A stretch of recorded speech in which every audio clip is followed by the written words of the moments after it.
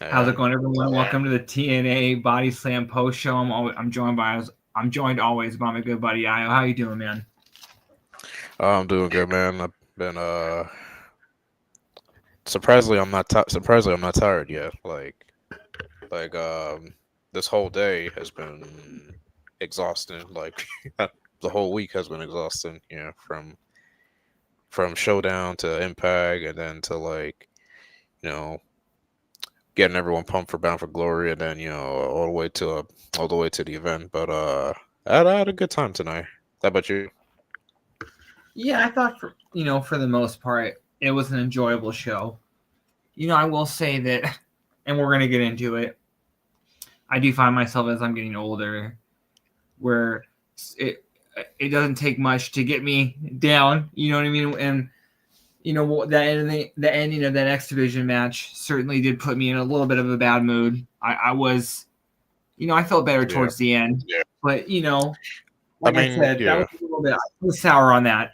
Yeah, I was saying this before we went live that at least you got at least put it this way, everyone they did the best they can. They put on a good showing. Like it's not like anybody sandbagged.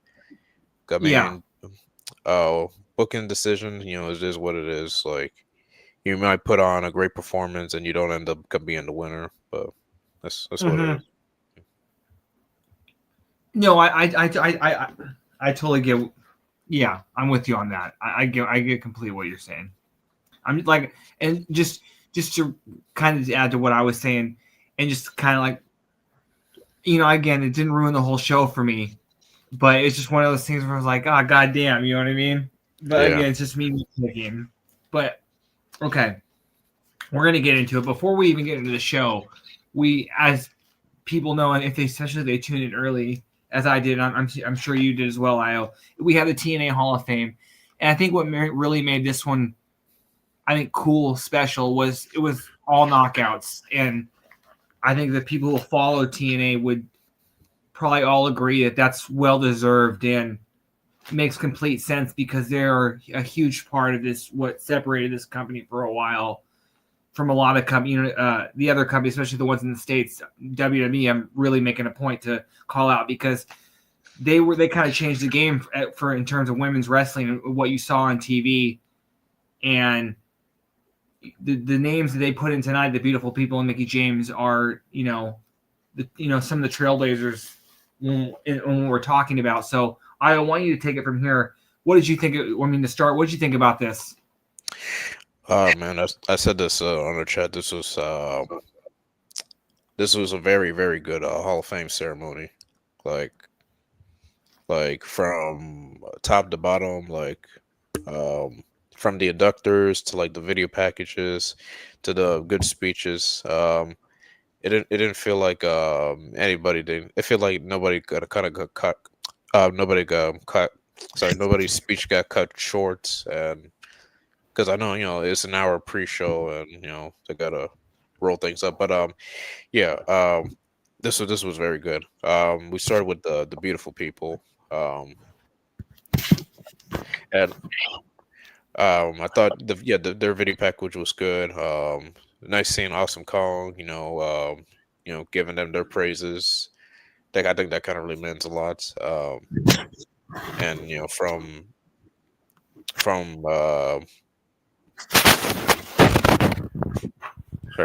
from past knockouts to current knockouts, acknowledging their contributions.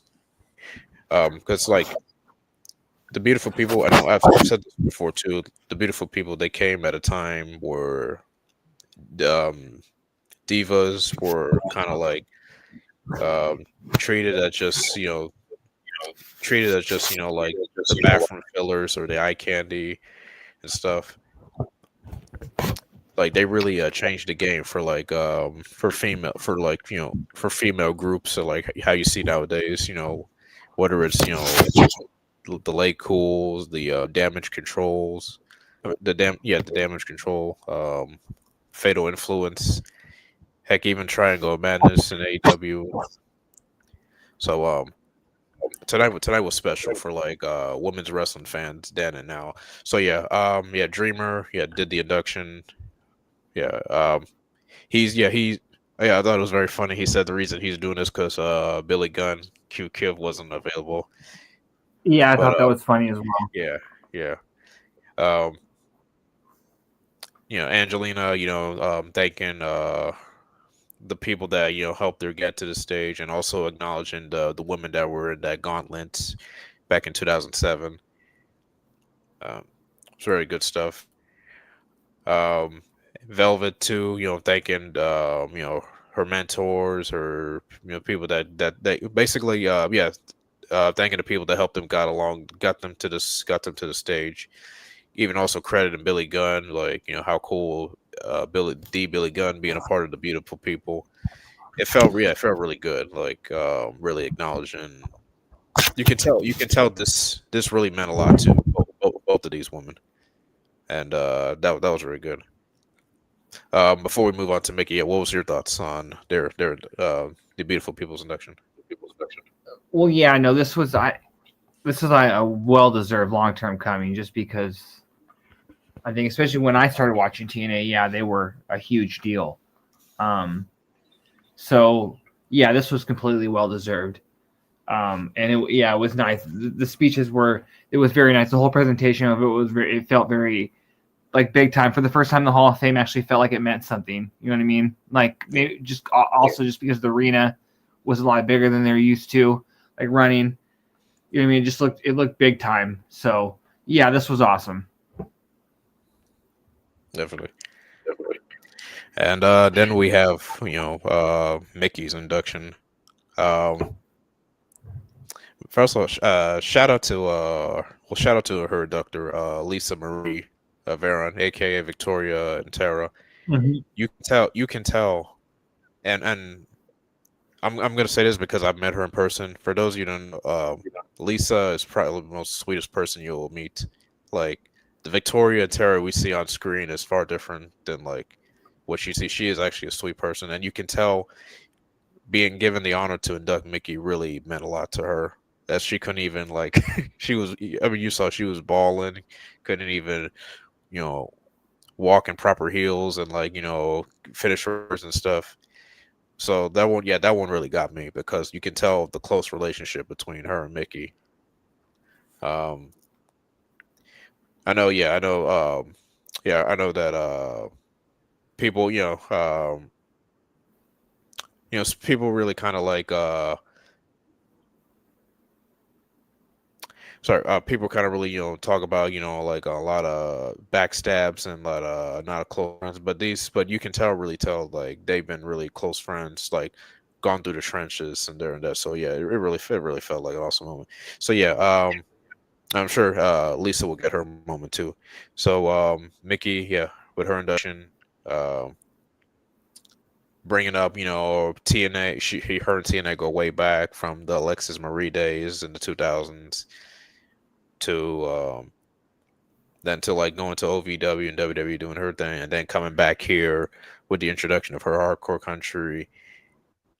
What the thing is like with TNA, I feel like they really understood Mickey like for what she is and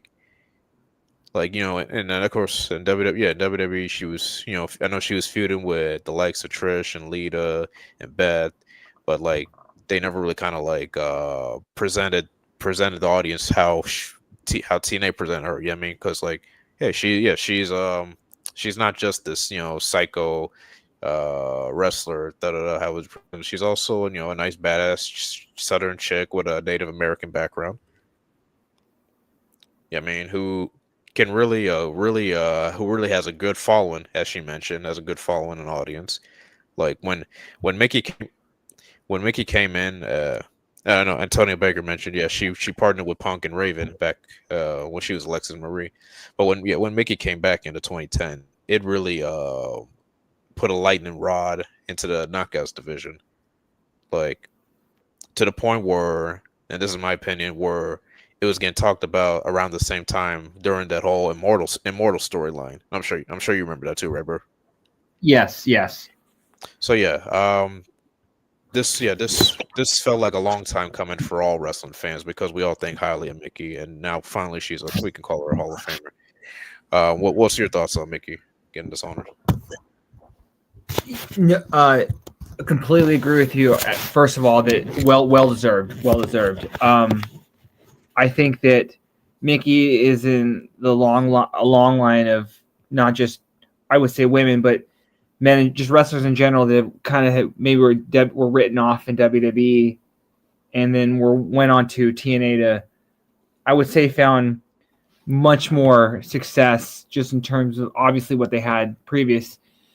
But yeah, Mickey's another one well deserved, because I think that, for the latter part, the 2010s, she was early 2020, she was a big deal in the knockouts division. I think what 5-time champion. Yeah. Yeah. And a lot of moments. I think I mentioned before, I always remember the storyline. I forget what everything was surrounding it, but like I remember James Storm like trying to push her in front of a train. Yeah. You know what I mean? Like that. And then her heel run towards. She met her husband here. I mean, yeah. Her heel face, whatever. Yeah, Mickey's definitely one of the top knockouts to ever do it. And real quick, I hope we do eventually see Victoria make it into the Hall of Fame as well, because she was always one of my favorites. Yeah, definitely. Yeah, so yeah, to cap off, this was my favorite Hall of Fame induction so far. Yeah, this was definitely a good one. Yeah. Okay, before we move on to the first match, anything else you'd like to say to wrap it up? Well, real quick, who just early prediction, who would you like to see go in next year? Bobby Roode. I'll say two people. Bobby Roode, and I know just recently he just talked about 2026 being his last year, so possibly AJ. Like I think it only makes sense. Yeah, AJ Styles. Yeah. But definitely Bobby Roode. Yeah, definitely one of them. It'd be cool to see because Bobby Roode's one of those ones along with James Storm, so I could say it'd be cool to see both of them go in. Then I could see going in separately as well. But I would also throw in maybe seeing Daniels get in, just because he is no longer wrestling anymore. That's true. I would like to see Daniels get in. Daniels. And as far as knockouts, it would be nice to see either Victoria get in or Madison Rayne, just because I don't believe she's wrestling anymore. Why, I don't know her if she's active, but it'd be nice to see Madison Rayne get in there as well. Okay, let's move on to, we did have a match on the countdown. It was the Elegance brand versus the Inspiration, in I guess just the rematch. Usually usually they get a rematch, the champs, after they lose their title, automatic rematch and the rematch clause. There was a part of me that I thought the Elegance brand was going to take it, but I think this kind of maybe lets us know that the Inspiration are re-signing, that they retain the titles, and for TNA that's very good. To retaining talent's always important. You know what I mean? So, what'd you think about this match? Or what'd you say, Al? I was saying absolutely.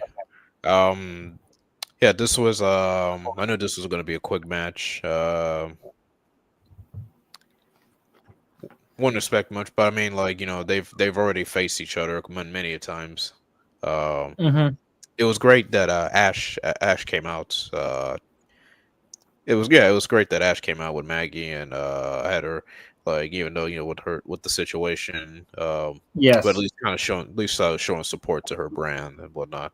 Yes, basically her kind of giving the ball to them and seeing how they go with it, where they go from here. But it was a decent match, and like you mentioned, I know it's reported like the Inspirations deals, current deals is running up, but TNA is still confident that they're going to keep them. It seems like that's what's going to happen. So yeah, Yeah. yeah, no, not much. Yeah, book the fence. So it'll be interesting. Yeah, where the Elegance brand go from here. Yeah, I hope that they're not breaking them up, just because that'd be one less tag team. So hopefully they find something that for them to do, Hmm. like another tag team, not a non-title feud with another tag team.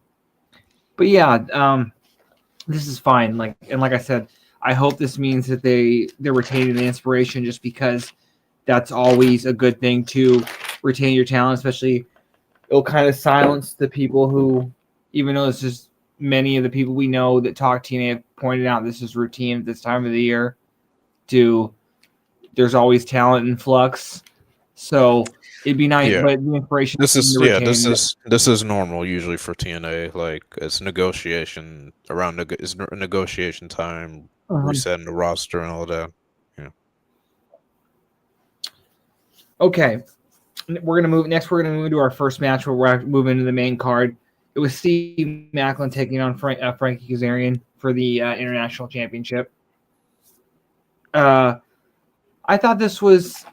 I definitely was surprised with this one, just because I did not expect that outcome. Part of me is a little disappointed. That's a short title reign. I'm not the biggest fan of. I don't need a long Roman Reigns 3-year title reign, but I'm definitely not a fan of a week, day or however long Kazarian had it. What's the final total, Io, if you have it, or if you know? Let's say it again. What's the final total for how long Kazarian held the title for? Oh, that's 2 weeks. Yeah, that definitely does suck. You know what I mean? I thought Yeah. that they were going to do something with Kazarian in terms of giving him The, that long upper the funny title. yeah. The funny thing is, well, I mean, well now we know why with Kazarian and stuff. But like, it's funny. Yeah, Like we were thinking like Kelani was gonna get a short reign, but it ended up being Kazarian. So yeah, yeah. that is interesting. Yeah, that is very interesting. But this was a good match. Steve Maclin. I don't remember the last time he's had a bad match, and Kazarian's a pro. You know what I mean? There's a reason he's been in this business as long as he has been at this level. So, yeah, this was a good match. And like I said, Steve Maclin, 2-time champ.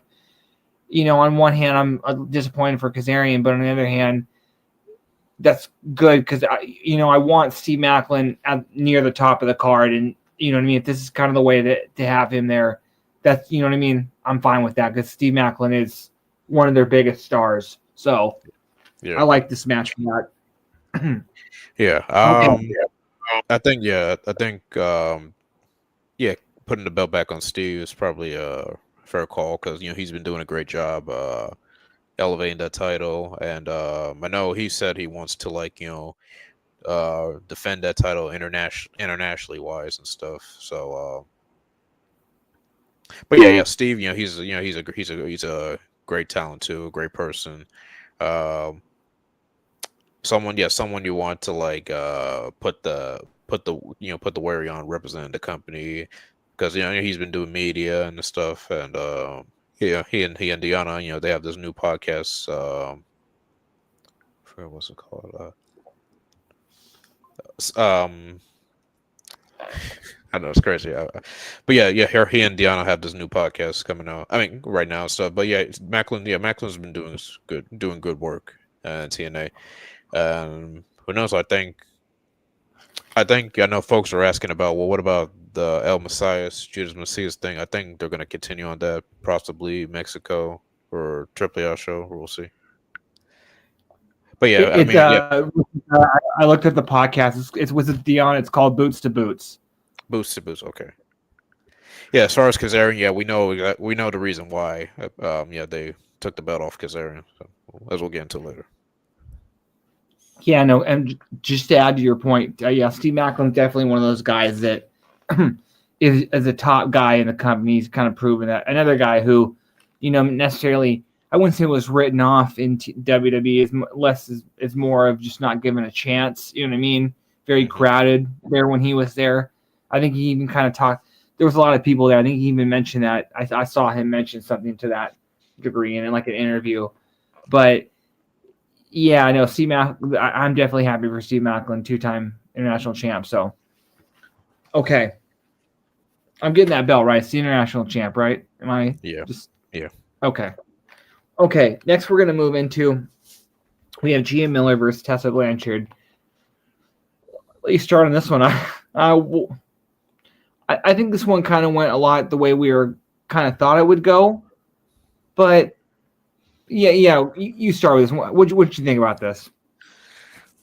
Well, stars, I'm glad Boston then took it upon themselves to kind of hostile the match, as usual during the Tessa match. But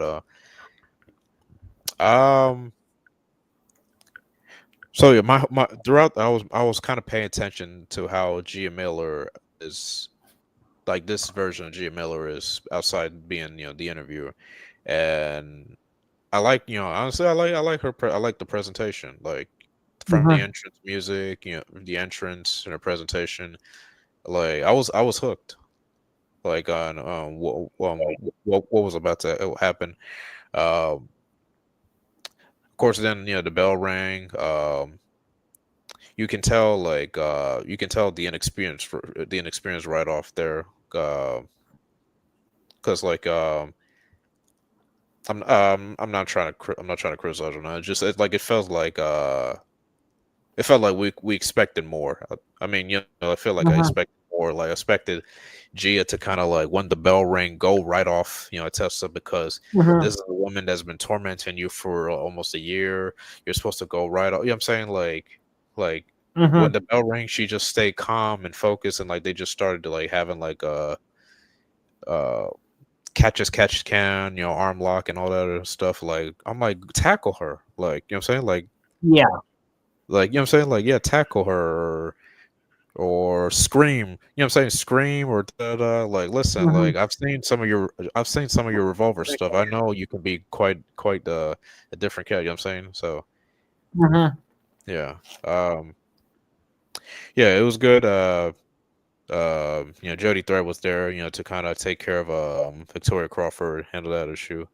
But yeah, honestly, yeah, it felt like it was a less than 10-minute match, right? I don't remember, but yeah, Tessa, yeah, using the roll of quarters. Yeah, it looked like it was about 6 or something. Yeah. So seems I think maybe this is far from over. Who knows? But we'll have to see. It depends. I mean, we'll have we'll have to see. But I guess I could say I just expected more. But yeah, at least Gia looked good. Her entrance and presentation, that was good. Yeah. I think they could have just after given what we saw, given what we got, and yeah, I know that Gia does wrestle a little bit on the indies. I don't know to the extent, and like to what you said, I think just the way it started, I would kind of maybe put it a little bit to her being nervous. I think there was a way that they could have drawn this feud out as opposed to having their first match, which I wouldn't mind just given what we got again. That I hope we don't see it again for a while. And no disrespect, but they could have, I think, just given Gia's experiments level, they could have, I think, drawn this out.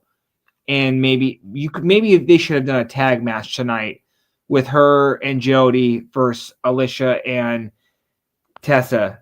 I mean, Victoria and Tessa. I think that would have been the better move. Like that should have been like the pre-show match move, the tag title match, because you could have drawn this out for like 6 more months, letting in Gia get more experience. That's what Explosion's for, Indies is for, because that way this match would have been made. It could have been longer than what it was, and Gia could have shown a little bit more than she showed tonight. Like it probably would have missed if it was a tag match. Like you could let Jody, at least do some work too, and then like have Gia do the spots, the needed spots, and This Tessa and Victoria being the heels they are and stuff. Yeah, this match at the same amount of time at a tag match, you have Gia in there a couple times to get the hot tag. You know what I mean? That would have been fine. But yeah, I don't know where they go from here with Gia. You know what I mean? So, and as far as Tessa, and we'll talk about it a little bit more. Because now, I mean, honestly, I think it's just back to where we started. Because now, Tessa, she's still gonna insult her and da da da. Like what I was expecting out of the, because Gia said herself, like win or lose, like her main goal was to kind of put a hurt on Tessa, and we didn't really kind of get that. So, yeah. I don't. And I will come back to this once we talk about the world title, the Knockouts world title match. But I could see them given, now that we've seen the Inspiration retain, Tessa and Victoria as a heel tag team going after the Knockouts tag titles. I think that I'd rather see that I'd rather see that for Tessa right now than having her go after the world title. But yeah, I don't know where either Gia or Tessa go from here. With Gia, I think the path is a lot more foggy opposed to Tessa. So, okay. Next, we're going to move into the Call Your Shot Gauntlet, which I thought was overall pretty fun. I thought, well, first of all, I'm not going to ever go into these thinking there's going to be a big debut. This is the kind of like the, a few times I've been not really burnt, but just, you know what I mean? I don't think it's the time and place where they're going to really have a debut. But yeah, first we get Lei Yingli. Obviously, we know because she lost she was in the match where the loser would get the first spot. Mance, who won, got the last spot at 20.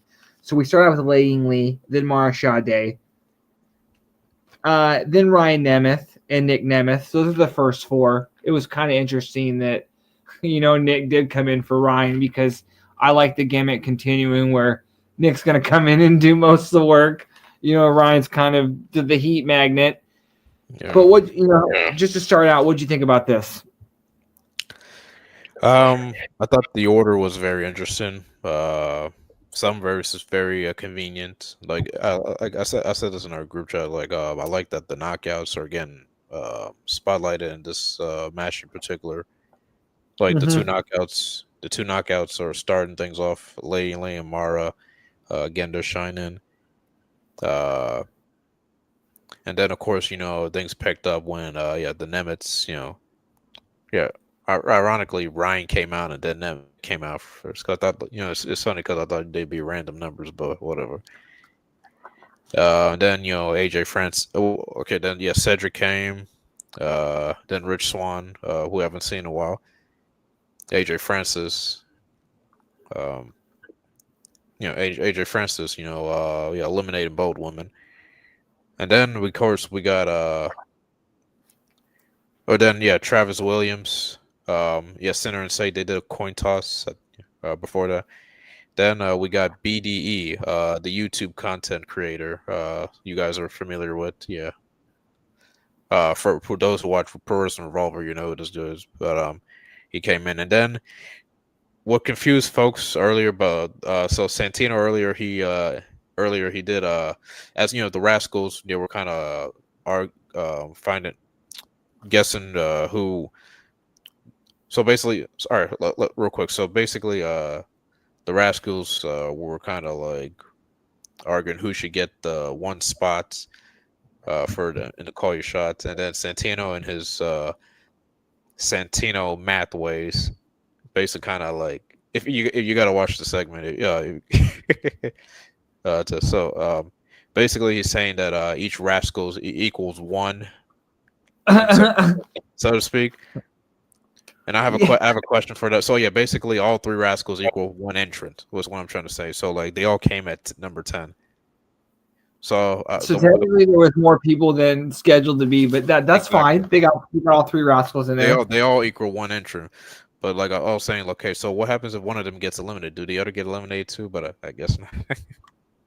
And real quick, I before AJ Francis, along with eliminating Laying Lee and Mara Sade, he goes on to turn on Rich Swann and chokeslams him and then eliminates him. Now, I don't know if they're going to do anything after this. I don't know if this is the end of First Class. But let me just say right then and there, I'm like, okay, AJ's got to win this because they were booking him to look like a killer immediately. So, I mean, we'll see. and It's every man for himself. Even Rich yeah, Swann. but you know what I mean. The announcers were really selling it. Like, oh man, you know what I mean. So I don't know if I don't know if they go anywhere after this, but yeah, no, continue. And the thing with the Rascals, I thought that was an interesting way to get them into the to the match. You know what I mean? Yeah, I thought it was pretty pretty interesting way. And I thought the spot with them and I thought the spot with them and BDE, just that massive super kick party to get out AJ was a very fun spot. Yeah.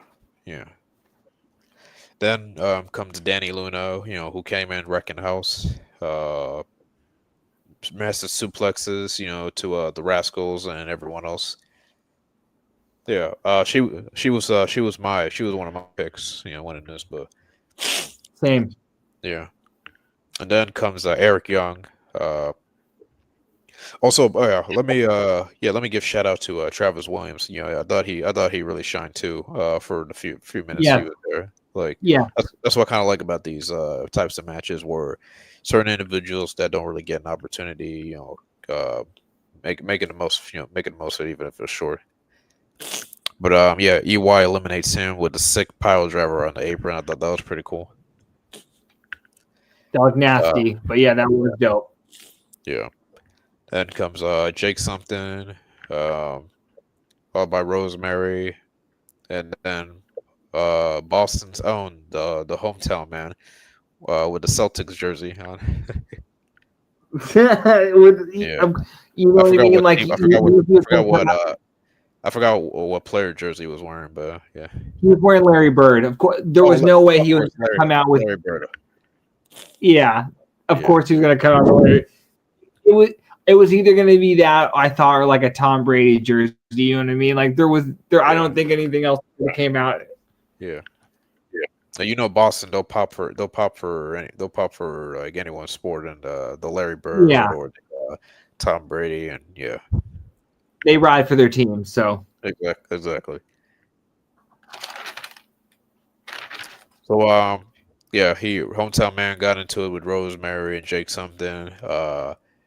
As Jake something was holding hometown man, Rosemary spit the green mist. Hometown man dog spit on the Jake something. Then he throw Rosemary into Jake and eliminated him. Then we had the new FBI member, Zach Clayton, who was accompanied by Little Guido Nunzio, as you guys remember.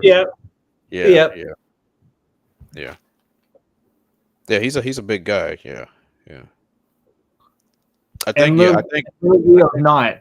So yeah. He's I think he's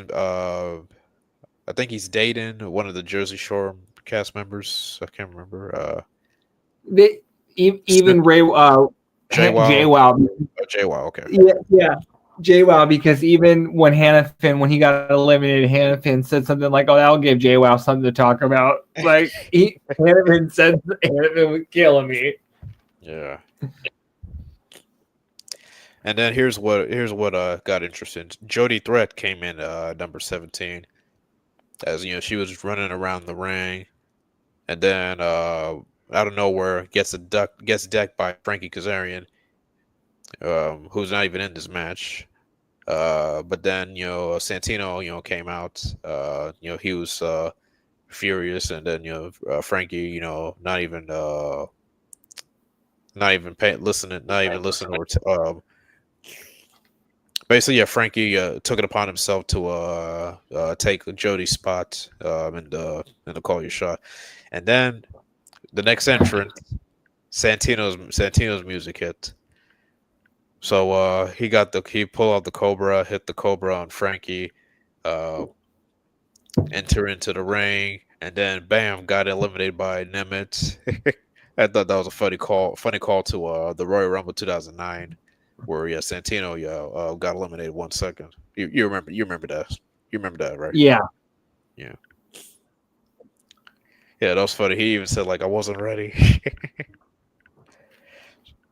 All right, then number 19, man. I thought that I think that fucking just real quick, I think that Kazarian is like doing his like best work as a heel. Like he was getting legit heat when he came out, you know what I mean?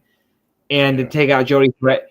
So and it just he might not be he's arguably the top heel and he's not even the champion. So just kudos to Kazarian. Just wanted to say that before you go on.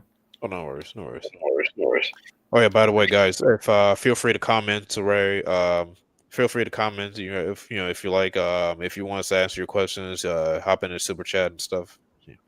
Yeah, we definitely would appreciate that. Yeah.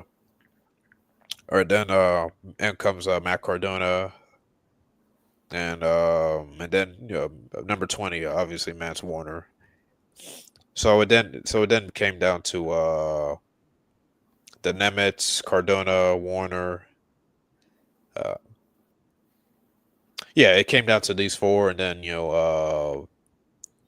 Ryan got eliminated, Mance got eliminated, and we thought it was down to like Cardona and Nemeth, but then like Steph Delander and then Mance Warner took it upon himself to eliminate Cardona, even though when Mance was eliminated. Mm-hmm. And lo and behold, look who was sneaking under the ring, Frankie Kazarian. So it became down to Kazarian and Nemeth. So they had a few minutes in there, and then they did the whole superplex. And then both shoulders were down for the 1, 2, 3. And here I'm gonna bring this match back up later when we talk about Leon and Javon. But yeah, so both shoulders were down. The referee thought Kaz won. The other referee thought Nemeth won. And then Santino took upon himself to say, okay, well, since both shoulders were down, we're going to have both Kazarian and Nemeth co-winners of the Call Your Shot Gauntlet. And I know that pissed off the whole crowd. You can hear the boos. Like, before I continue, what was your thought when that happened?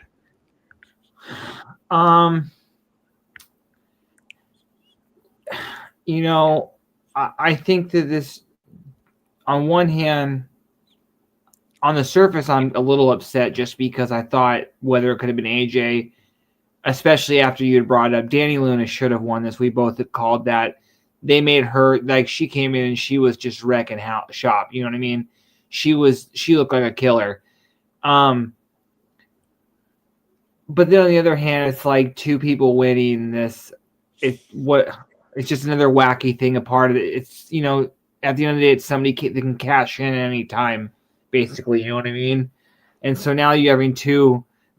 And didn't back in the day, wasn't Kazarian like co-X Division champions with somebody, or was that someone else? Yeah, with Matt Bentley. Yeah, so TNA's done this type of thing before. So what I'm interested in now is, do Kazarian and Nick have to decide on it like together? And so automatically it's always going to be a triple threat when they decide, which is interesting. I think there's a lot of stuff they could do. I think we're all still trying to figure out, like, so yeah, my thoughts. I immediately thought of Lex Luger and Bret Hart, the Royal Rumble. The Royal Rumble situation where both guys are co Rumble winners. That was my thought. So yeah, we're all still trying to figure out how does this work. Like, does one of them call? Like, who calls their shot first, or is this more like agreed upon type of thing, or But I mean, so like yeah, basically both guys shared the trophy. So it seems like yeah, we're gonna be getting like an interesting dynamic because both guys have massive egos. So it should pretty make Yeah, it should make some good interesting TV in my opinion. But yeah, I it'll think be it would interesting to almost be. see. But Sorry, continue. sorry. No, I was just gonna say I think it would be almost lazy for them and like uncreative for them for just to be like, okay, they're gonna have a match to decide who's the rightful winner. You know what I mean? They should Yeah, come up with something creative. You know what I mean? Like to decide how they're gonna use the cash in. You know what I mean? But while having them both have it. yeah. But and one of a few things it does kind of put the champion or the champion. I mean, it's no secret. Both guys want to be the world champion. It puts the champion at a kind of disadvantage because you got not one but now two possible challengers to watch your back for, Mhm. as we saw later at the show. So it's gonna be interesting. Like yeah, like wherever Nick goes, Frankie ain't too far behind. Wherever Frankie goes, Nick ain't too far behind. So from the storyline standpoint, I'm kind of interested. But yeah, it's gonna be interesting how this plays out. So yeah, Frankie now a back-to-back call your shot winner, and Nick, yeah. So yeah, it's all certain things. It keeps both guys in the title contention. Like even though like if they're not like number one contenders anytime soon. Like it keeps them in contention. So yeah, we should wait and see. Um, they could have Kazarian and Nemeth cash it in on the tag team champions. They could kind of form a faction. I know that the Nemeths are billed from Hollywood. Kazarian's from California. You know what I mean? They, Oh they yeah, could they could be like some sort. Guys from California, big egos. You know what I mean? They're both all yeah, really tan. You know what I mean? Like that's worked before. You know what I mean? I wouldn't have a problem with that because I don't think any of them are winning the world title. You know what I mean? So, but yeah, this will be interesting how they book this going forward. Because again, I did kind of hate it, but I'm not mad at it. So, yeah. okay. Before we move on to the second half of the show, I just want to remind everyone that this week's podcast is sponsored by Shroom Bar, the protein mushroom bar. It's made up of not psychedelics, but 4 powerful mushroom adaptogens. It has lion's mane, which increases focus, memory, and neuroplasticity, making it easier to form new patterns and learn new things. Next time you're trying to learn that new move, it might actually stick in your head rather than forgetting it immediately. It's cordyceps, which increases VO2 max, blood flow, and overall endurance. It has reishi, which decreases stress. It has turkey tail, which boosts your immune system. We all know you're going to need that when you're on those nasty ass gym mats. On top of all that, it has 12 grams of protein. Go to eatshroombar.com and use code BODYSLAM at checkout for 25% off your first order. Okay. Next, we're going to move on to the Knockouts title match where, you know what I mean? We're going to put another one in the this made me happy column. This was a good match. I think we did see why one person is champion and why that person retained. And no disrespect, I feel bad. This was another incident of someone losing in front of their family, but I think the right person won here. What do you think about this match, Isle? Again, sorry, audience. We're talking about Kelani Jordan versus Indi Hartwell in the Knockouts World Title match, which I thought was a really fun match. Yeah, I thought it was pretty decent. I mean, they sort of told a story, you could say. Um, so basically, Indi was Kalani's tag partner in her first NXT match. Oh, If I recall, yeah, in Kalani's first NXT match, yeah, she was tagging with Indi, I believe. So they know each other. The chemistry I wouldn't say was great, but like it was kind of like a decent. I mean, because it's no secret this match really didn't have any build on it. Like Kalani just won the belt 2 weeks ago, and they just kind of had a contract side, and that was it. But Yeah, one thing to point. Yeah, Indy did bring her family. In the audience, they traveled from Australia to, and I know there's going to be a funny pun of when you bring your family to a show, like chances are you might not win the match, and like this and that. I know that's a funny Yeah. that's a funny narrative some folks seem to bring up. But yeah, right person won. And it's nothing against Indy. Like I felt like personally, like this just kind of felt like way too fast. You know what I'm saying? Like it wasn't that long ago that Masha and JC were the champions, and then Ash by Elegance had the belt, and then it becomes vacated, and then Kalani has the belt. Here's a fun fact. There hasn't been a successful knockouts title defense since I want to say July. Like that kind of tells you how ridiculous the division is. Ridiculous the division is right. I mean, ridiculous to say the division is right now.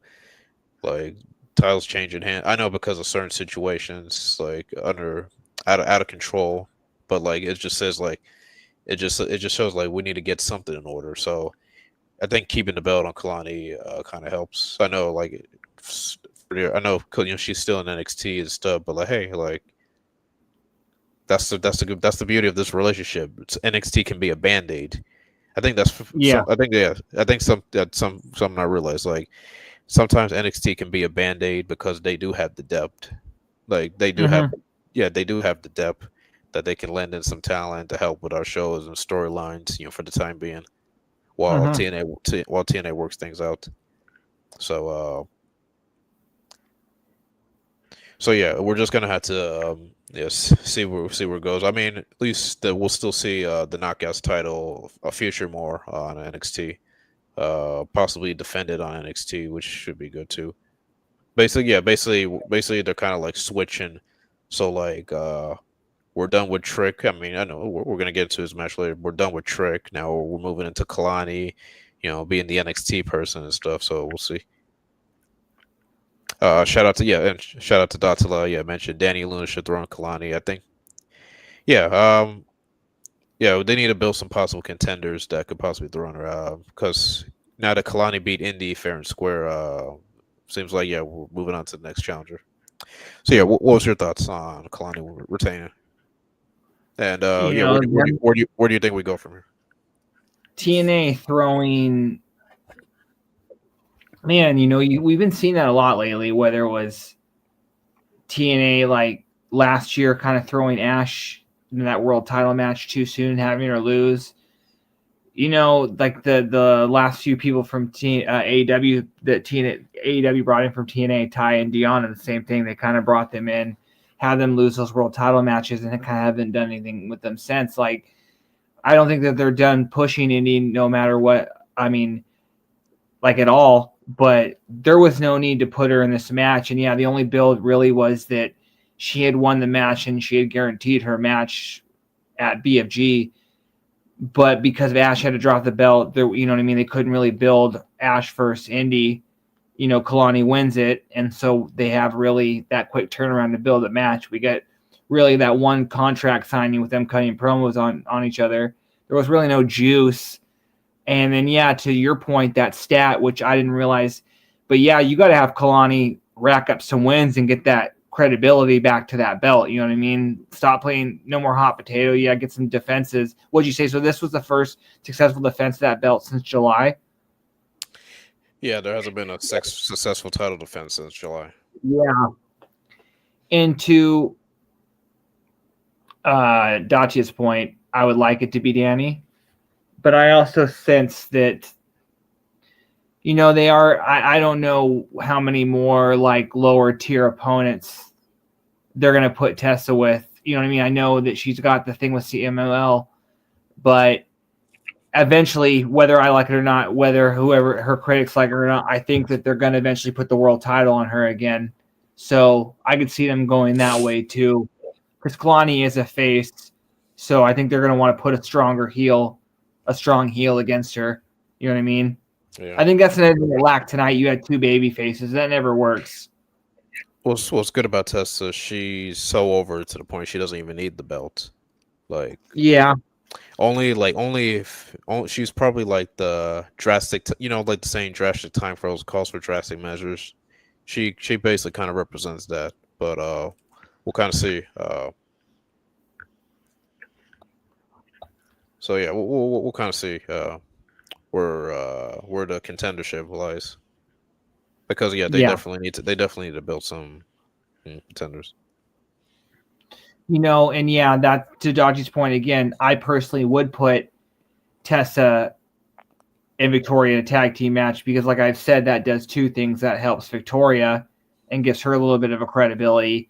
And to your point, Io, Tessa doesn't really need the title, and they need to start building up some other people to avoid a situation that we're in now where we really have really no credible contenders. And so the people who complain about why didn't Kelani lose the title, or why is Kelani have the championship in the first place? It's because there's nobody credible. So, you know what I And mean? that's the unfortunate matter. Yeah. And it shouldn't have to be that way, but that's the unfortunate matter right now. That's what I was hoping, that there was some debuts. I would love to see someone like Dakota or Nixon Newell show up, or Shayna, just because, they really need a couple names right now that they can instantly give some credibility to. Right. I mean, that even have some credibility, because I think it would take long. That's quicker than there's no one really even close to main event level, I would say, that they could just throw in there right now. Exactly. Okay. Next, we're going to move into what was quite a fun match. You know what I mean? Despite not having a cage, it was the Hardcore War. I thought this was a lot more violent than I thought it was going to be. Not like, again, I had to turn away, but this was very, very, this was a fight. First, we're going to start out with Jason Hotch versus Eddie Edwards, the future Hall of Famer Eddie Edwards. And then so obviously the heels have the advantage, order 4. So next we're going to get John Skyler. And I thought that was cool because, and also just leads to my point I put out later.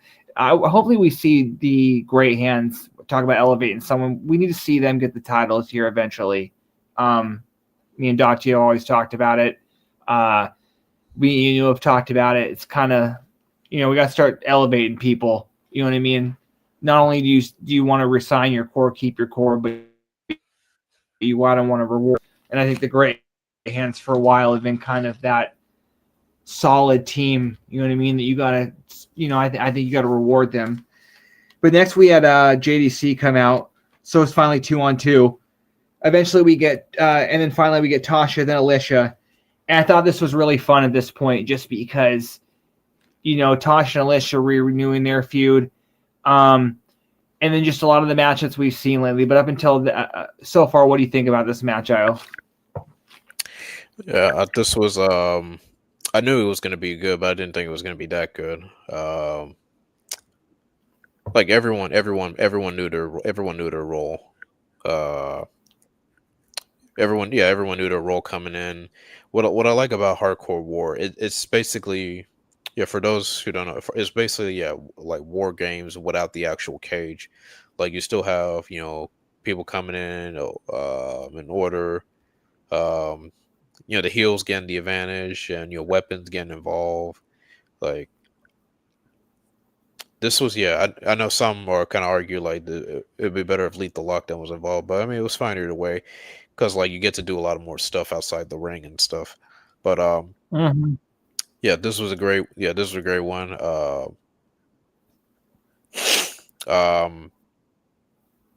I think after the women got involved, after the women got in there, and then Agent Zero, and then Brian Myers, and then Mustafa, and then Moose comes out after. But everyone played a good part. Especially shout out to Agent Zero too. He really shown why he really is a difference maker. as we'll get into what he did to Alicia in a minute, but like when he and Moose stood toe to toe, like that's a nice clash of the titans. You know, like you have Uh-huh. like the big man of the system, standing toe to Uh-huh. toe with this weapon of mass destruction. Like that's some pretty cool stuff. And of course, Mustafa. Like, what more can you say? You know, he's incredible. You know, got incredible talent. Uh-huh. And also JDC and Myers too. What I like about what I like about sometimes what I like about is this like Myers and JDC, like they don't get enough credit, obviously because of their WWE runs, but these guys, they're really good. Like if you actually pay attention, like these guys can wrestle. Like it's kind of really refreshing. Like there some talent, that didn't really get utilized as they should from like the bigger companies, getting the chance to show what what the interviews were missing, you know. So and then they showed that too, and also you mentioned the Gray Hands. I think it's intimate at that point. Like they're going to be challenging for the tag titles. Uh, I mean, obviously, because like siding with Mustafa has been like the best thing for them, since in TNA. Um, Eddie, yeah, Eddie, yeah, I know Eddie. Yeah, Eddie pointed this out on his account. Like, he's been asking for TNA to come to Boston for some time, and like it's pretty cool that he get that shine and moment. Uh, having his daughter there, wearing the old Eddie green colors as we know and stuff. So yeah, that was pretty cool. Um, before I continue, any other thoughts? First of all, I didn't realize Agent Zero was so old. Not that that's the wrong thing. I didn't know he realized he had been in this business so long. But yeah, no, he really continued to look like a beast. He came out there and was just, you know what I mean, dominating. Um, and yeah, Eddie got a win in his hometown. So it's not everybody. Again, sorry it wasn't Indy's hometown, but she did have her family there. But you know, Oh yeah. um, Shout out to Alicia. Yeah. Oh my God. Like when Agent Zero, yeah, that spot, yeah. Agent Zero, grabbed a hold of her and slammed her into the thumbtacks. I thought that was gnarly. Like wow. And also, I mean, for Alicia, someone who doesn't really get enough credit as she should. Like the last 2 years, you could say the last 2 years have been like the best run out of her entirely because here she was playing the old innocent damsel in distress, being Eddie's wife. Now she's now like the quote unquote queen of the system, the the female boss, leading leading her own group at one point, with the knockouts tag titles and stuff. Um, and now to the point where she's taking bumps for the team, like huge bumps for the team. Like she's an MVP out of that match in my opinion. And then Yeah, definitely. Mustafa to make things matter worse, Mustafa had like tacks and he was pouring it on her body, and like as he was gonna go for the 450, I was like, oh my god, this cannot be good. But thankfully, she moved out the way.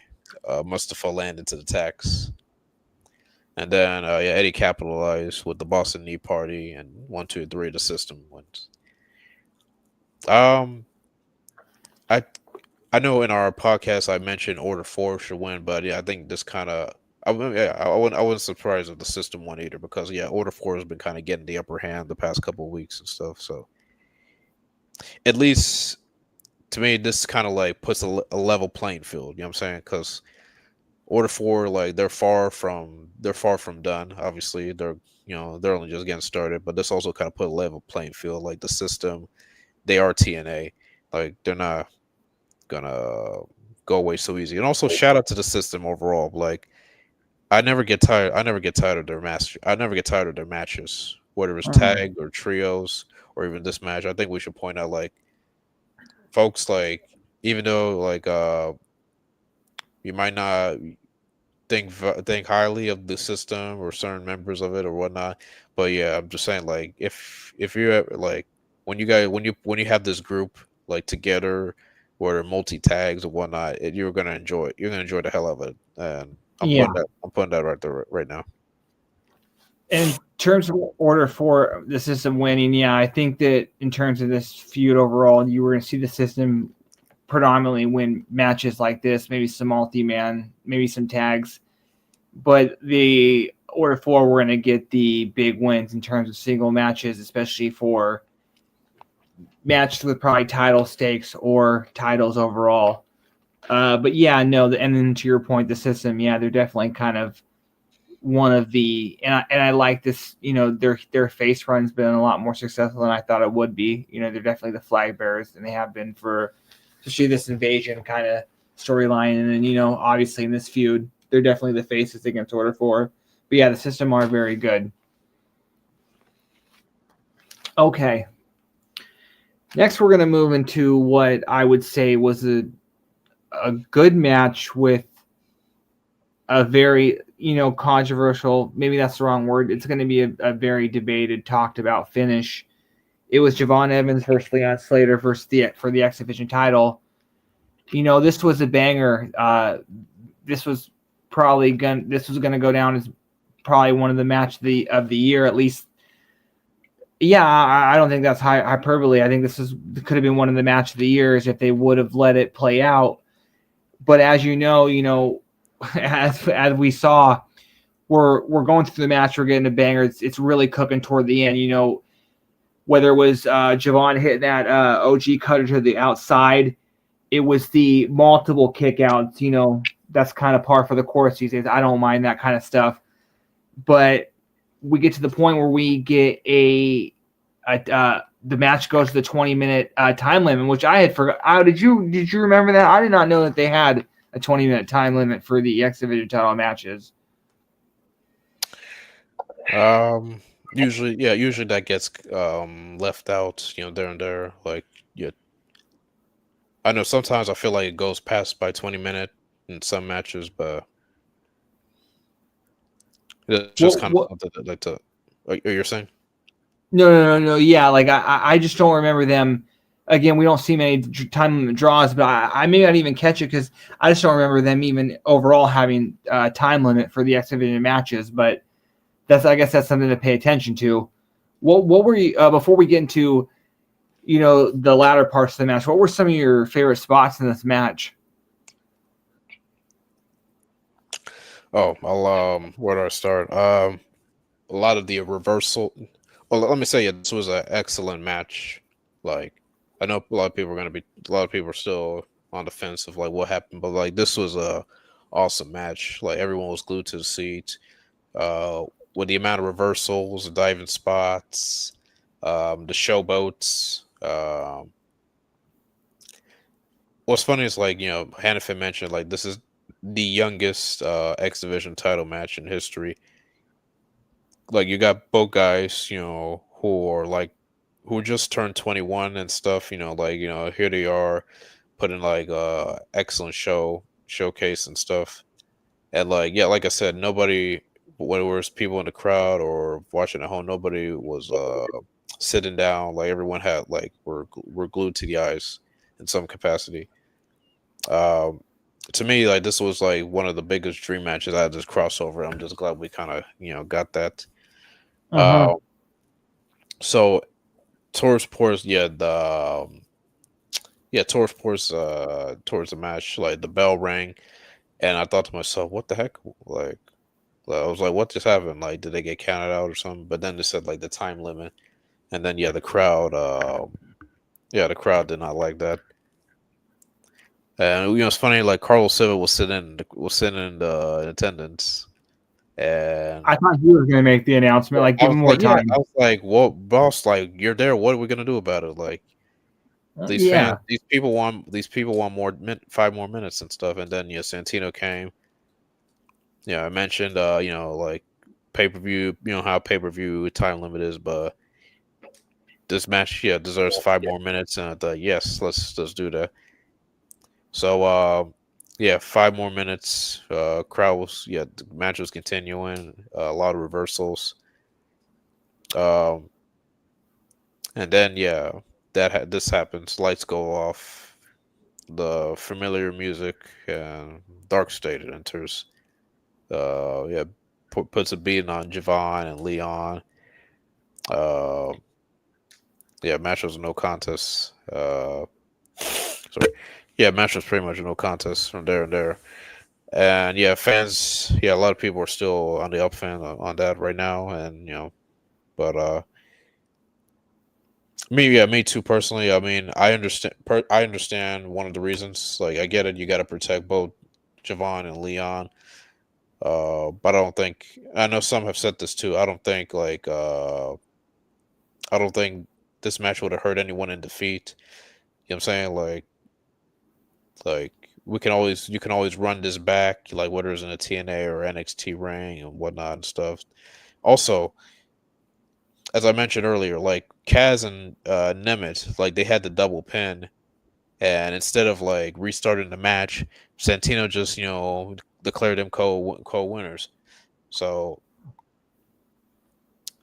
but I mean, to his degree, I mean, I thought that was funny, but his to degree, he did restart the match. Both guys couldn't continue for NXT, like, and Matthew Smith mentioned, they ruined a great match. Like, I'm I'm on the fence, like I'm let you continue, but I'm on the fence. Like, what was the point? What does this really served? You know what I'm saying? Like, what does it really serve? Like, get more heat on Dark State? Like, how much more heat do they need? They just lost the tag titles. Or is there a revenge storyline or plot or whatnot? Like, I don't want to get. What was your thoughts when Dark State did what they did? Well, first off, again, this is where like one of those things where me being inside, this is like a side note, just me being older and being negative, just letting things get to me.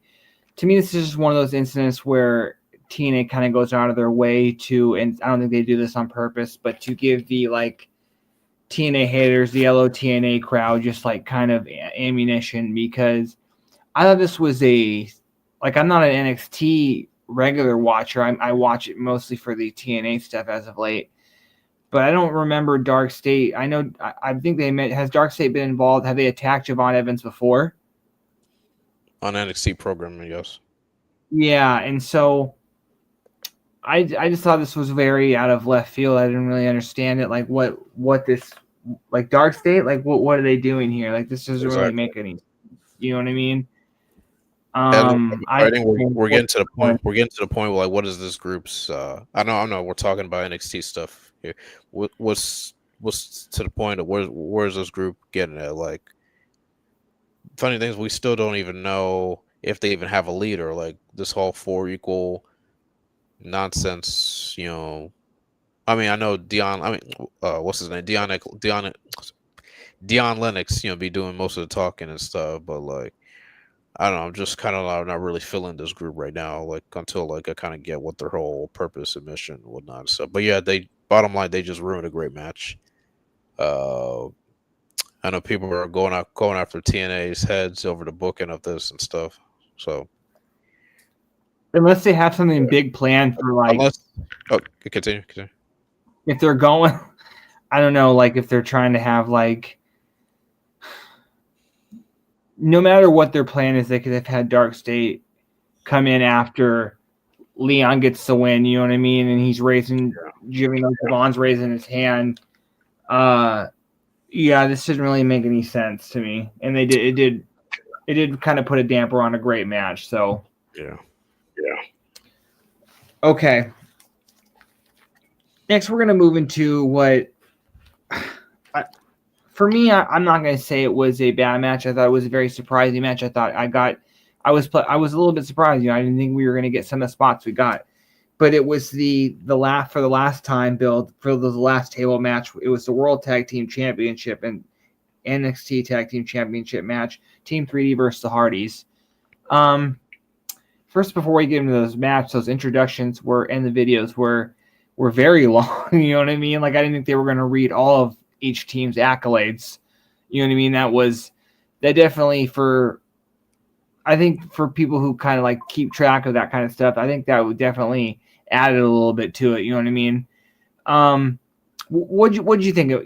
You start us off. What would you think about this match? And first of all, were you satisfied? Were you underwhelmed? Did you think for what it was good? What?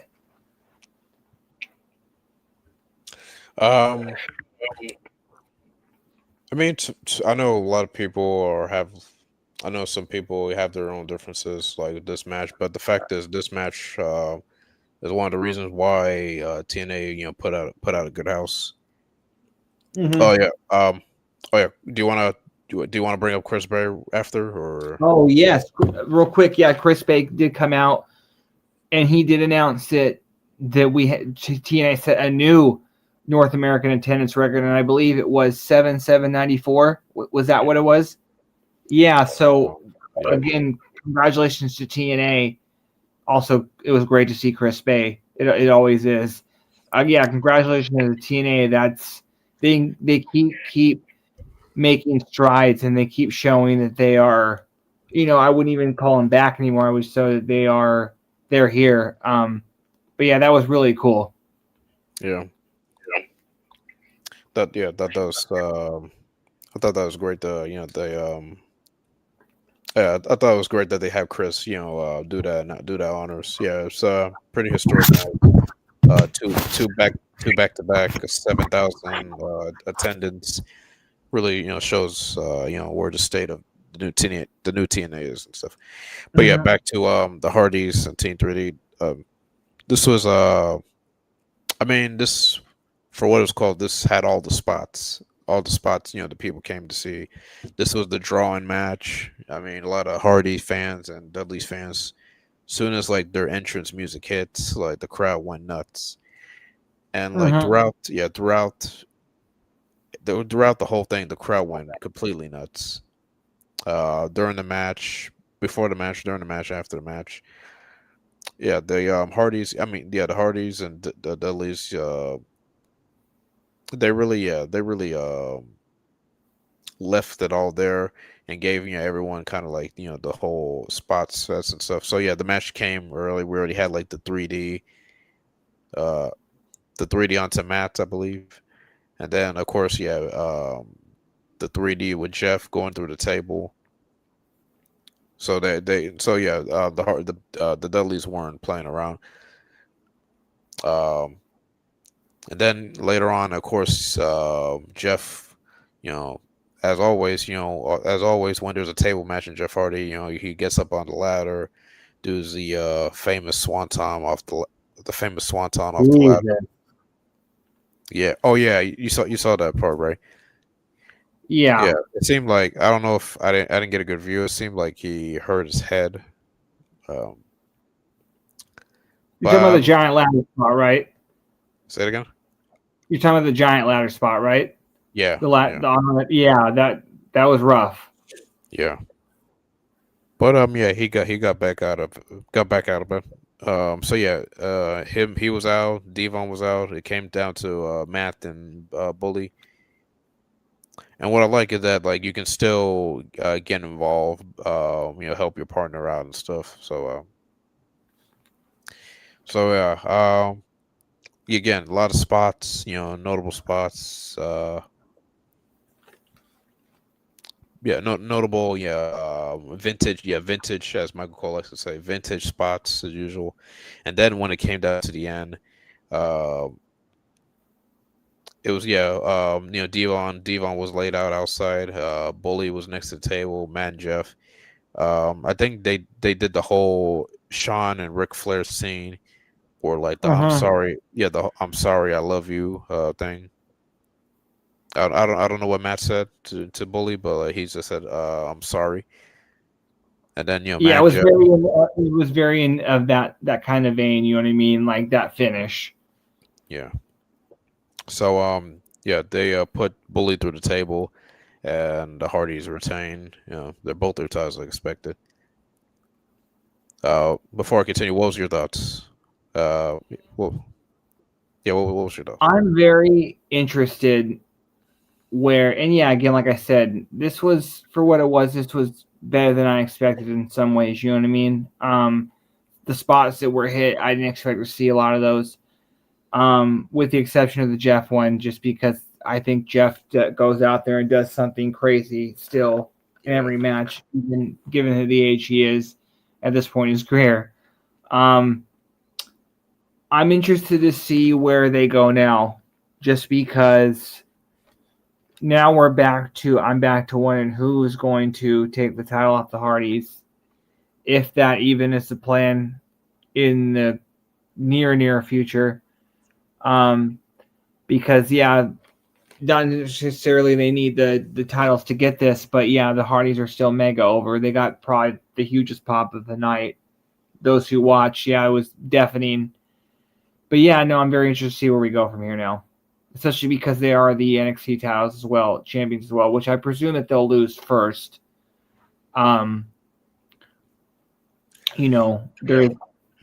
So once the match ended, I noticed there was a complete for like a while there was a complete silence from Hannafin and Raywalt. I mean, of course, Hardys picked the Dudleys up, raised their hands. All four of them raised their hands, shakes hands, and whatnot and stuff. Crowd popping, and then the interesting part was Devon and Bully. They started taking off their boots, unlacing the loops. And as wrestling fans, we know what that means, what that symbolizes. So they took off their boots, and that kind of got me. It got me a little emotional inside, because it's like, wow, this really is kind of like, for a long time wrestling fans, you kind of figure like this is really the end of an era. Like, they gave them their boots, and then they walked to the back. This kind of really long story short, this really symbolizes like this was probably the final Dudley Boys match that we saw. And given all the years, like, it felt like it felt right. Like they went out, and I say the Dudley Boys team. I'm not sure about Bully. Maybe he still might do some indies and stuff. But pretty sure Devon's done. Yeah, but, I would assume so. Yeah, he mentioned on his YouTube channel like this is his last match. So I figured this is it for Devon.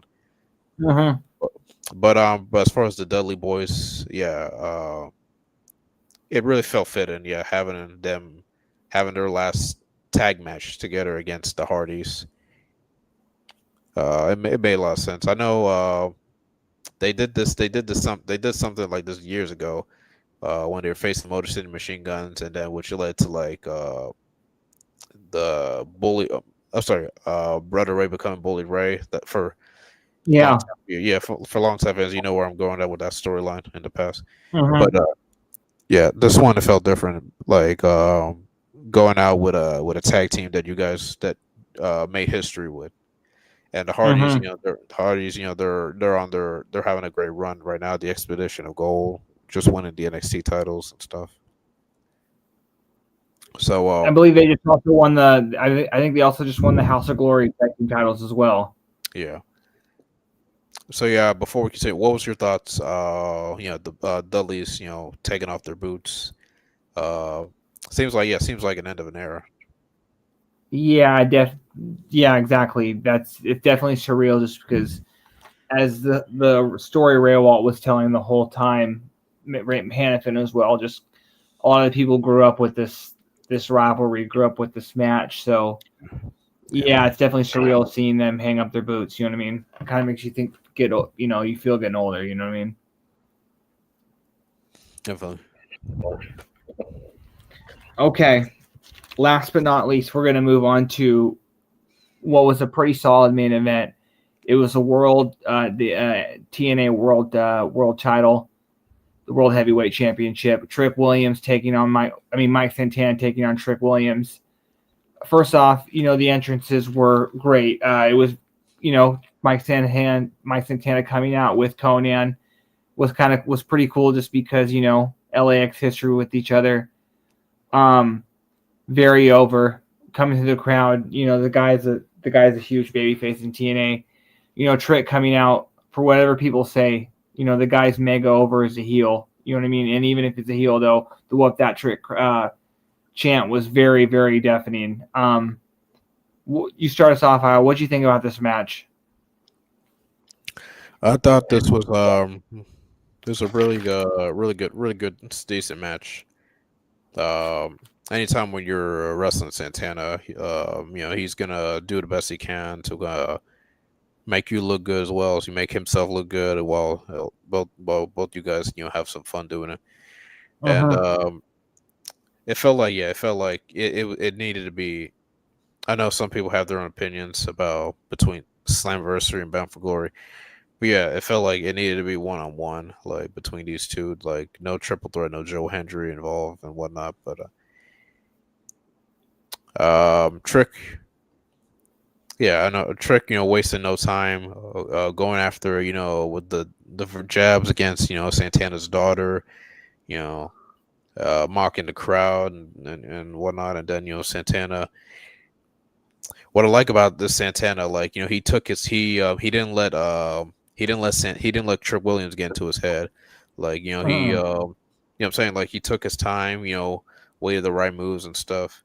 Because those vignettes, those segments, those past couple weeks really kind of like told the story. The talks that he had with Amazing Red and Conan. Like Amazing Red, and then the letter from Conan really kind of like put a sentiment, like what he's actually fighting for. Like it's not just himself, the people of Puerto Rico and whatnot, like and the Bronx in New York. Is basically for his daughter.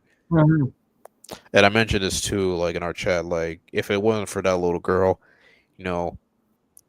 being there when noticing when he was at his lowest low. And I know we all know Santana's story. He probably would not be around or even be at this moment. So I thought that moment was very fitting. So yeah, anyway, back to the match. Trick being the dastardly heel he is, going through every kind of tactic, to retain this belt, using the belt. Even his lawyer got involved and stuff. But Santana wasn't giving in. Throughout the being beaten, being bloodied and stuff. So what was your thoughts during the match? I thought this was just like a typical kind of prototypical match of what we've seen as with Trick as a heel, and I think this is kind of going forward. They kind of found something with him. Until like obviously there's room to improve, and like he can get better ring wise, and there's always that. But like he right now, like I think he should continue to work as a heel. I think it more suits him. This was a good match. Santana continues to just look better and better with each match. Really, just kind of showing that he took he's proven everybody right. He made a smart decision going off on his own. I think that Trick, for what it's worth, maybe it might not be very fast, but I think Trick continues to at least like improve enough. You know what I mean, to where I think there is something there. So really congratulations, like he's a hell of a champion. Yeah. The Trick and A era or run or whatnot. Yeah, it was all right. This really elevate Trick to eventual, like when he hits to the main roster or if he goes to the main roster or whatnot. But exactly. He did really excellent. He did really that excellent job playing that outsider, holding the TNA title upside down and hostage. So, but shout out to Trick Williams. I thought he had a very good decent run. And Santana.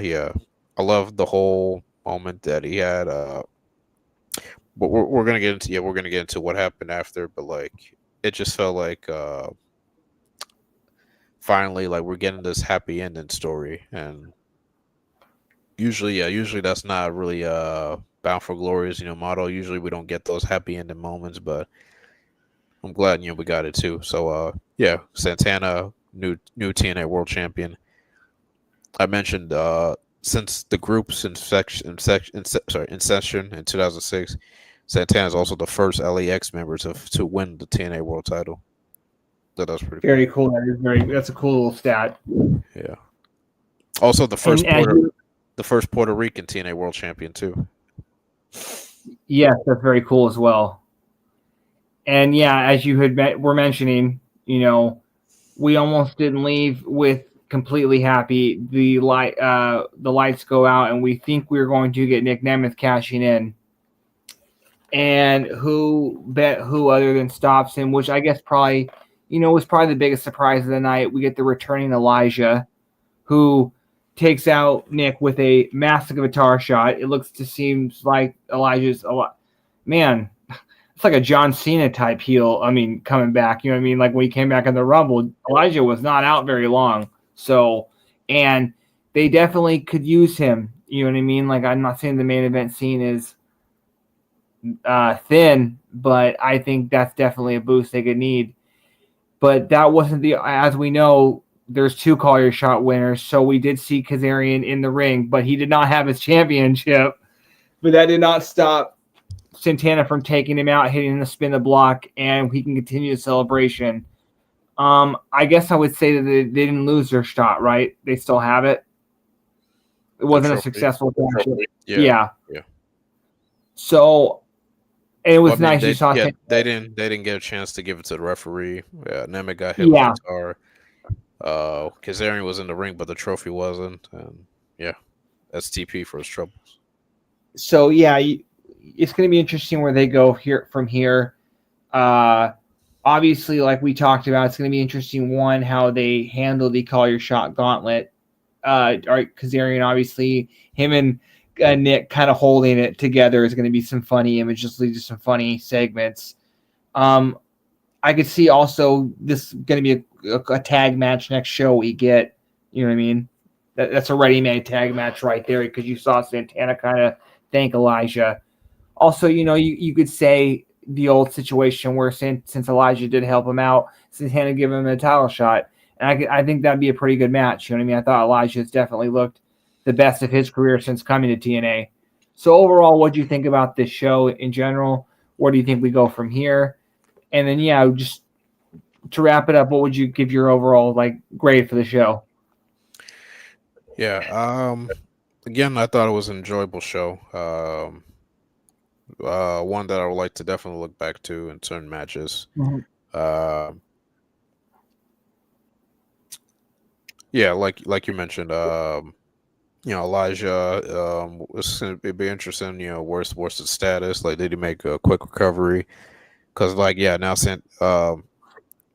Santana, that is the new world champ. Don't be too surprised that Elijah might get himself in contention too. But yeah, Santana dodged the bullet too. After the 1, 2, 3, Nemeth comes, then Frankie comes. Honestly, I thought I was gonna lose a gasket too. Like, if I knew what was about to happen, Yeah. But that just goes to show TNA knows what they're doing. Like, they know how to tease us. They know how to play our violins, if you know what I'm saying. Like, so yeah, they knew like the reaction if this didn't happen. But thankfully that did not occur. Yeah, that was taken care of. Elijah and Santana, took care of that. So yeah, brand new world champion, Mike Santana. Great way to close the show. I enjoyed the show. I enjoyed everyone getting a chance to perform. And yeah, TNA, this really caps off the great year TNA has had, especially with this whole partnership. Like, they managed to do 4 successful big pay-per-views, one from Genesis in Dallas, the other in Los Angeles, and then you have the UBS and then the Tsonga Center. So yeah, this really caps off a really great year TNA's had. So I'm very, very happy and looking forward to what's next. Definitely. I think we've got a big year ahead. It'll be interesting to see how they close out the year. We do have 2 more shows, but as we learned, we don't know what the next couple weeks look like, but I'm assuming that they have. I'm assuming they would have a plan. But if not, it's not that. We do have a live show before the next special. But yeah, it's almost the end of the year. TNA's finishing strong. 2026 is very promising. It sounds like there's some big things on the horizon. We've been saying that.